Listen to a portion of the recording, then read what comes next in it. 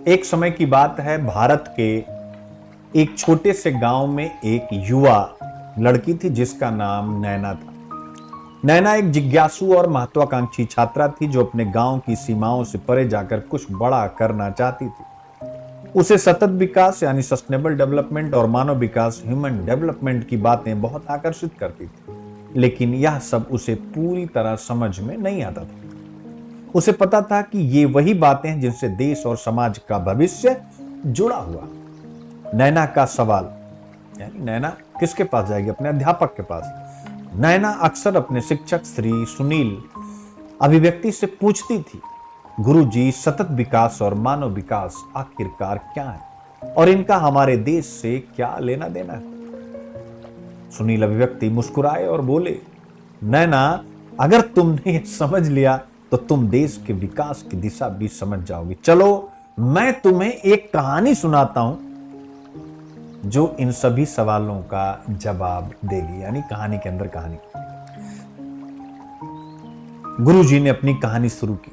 भारत का विकास का सफर तब शुरू हुआ जब 1990 में यानी 1990 में संयुक्त राष्ट्र ने ह्यूमन डेवलपमेंट इंडेक्स यानी मानव विकास सूचकांक नामक एक मापदंड शुरू किया।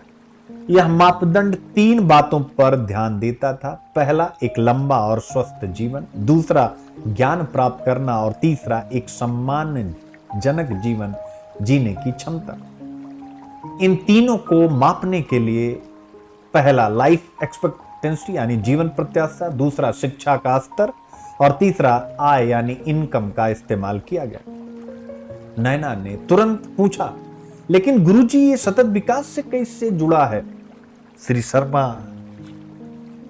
सुनील अभिव्यक्ति ने समझाया, ये सभी बातें सीधे सतत विकास लक्ष्यों से जुड़ी हैं। जैसे सतत विकास लक्ष्य 3 का लक्ष्य है अच्छा स्वास्थ्य, SDG 4 का लक्ष्य है गुणवत्तापूर्ण शिक्षा, 5 का है लैंगिक समानता, 8 का है गरिमापूर्ण कार्य और 10 का है असमानताओं को कम करना।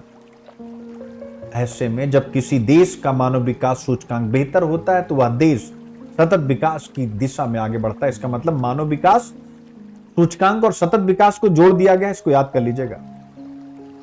गुरुजी ने फिर कहा, हालांकि विकास की इस यात्रा में कई बाधाएं आई हैं, जैसे कि कोविड-19 महामारी, जिसने हमारे शिक्षा और आय दोनों को प्रभावित किया। 2021 में भारत का SDI स्कोर घटकर 0.633 हो गया। हालांकि 2022 में थोड़ा सुधरकर 0.644 पर पहुंचा, लेकिन पड़ोसी देशों जैसे चीन और भूटान से हम पीछे रह गए। नैना ने उत्सुकता से पूछा, गुरुजी, आपने पहले लैंगिक असमानता का भी जिक्र किया था, इसमें भारत कहां खड़ा है? गुरुजी ने बताया, यह एक बड़ा मुद्दा है नैना।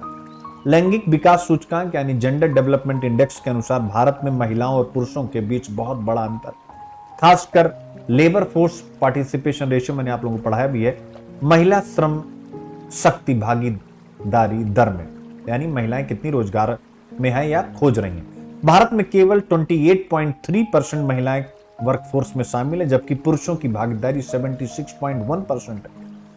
इसका सीधा असर हमारे विकास लक्ष्यों पर पड़ता है, क्योंकि बिना महिलाओं की भागीदारी के हम SDG को पूरी तरह से हासिल नहीं कर सकते। और 2016 का निबंध यहां लगा लीजिएगा, महिलाओं का विकास किए बिना विकास संकटग्रस्त है। नैना ने एक और सवाल किया, तो इसका मतलब आय असमानता भी एक समस्या ही है? गुरुजी ने सिर हिलाते हुए कहा, बिल्कुल। भारत में सबसे अमीर 1% आबादी देश की 21.7% आय पर काबिज है।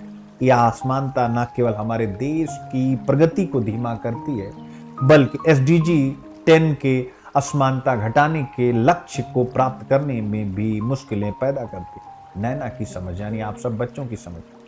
अब नैना समझ चुकी थी कि सतत विकास और मानव विकास सिर्फ आंकड़ों की बात नहीं है, बल्कि यह लोगों की भलाई, समानता और समाज के हर वर्ग की भागीदारी पर आधारित है। उसने सोचा कि अगर सभी को इस दिशा में सही शिक्षा और जानकारी मिलती तो भारत निश्चित रूप से सतत विकास लक्ष्यों को समय पर प्राप्त कर सकता था। गुरुजी ने अंत में कहा, नैना, भारत को SDG और मानव विकास लक्ष्यों को प्राप्त करने के लिए शिक्षा, स्वास्थ्य और समानता पर और अधिक ध्यान देना होगा। यदि हम इन मुद्दों पर काम करें और सभी वर्गों की भागीदारी सुनिश्चित करें तो न केवल भारत बल्कि पूरी दुनिया एक बेहतर भविष्य की ओर बढ़ेगी। आप सबका और नैना का संकल्प।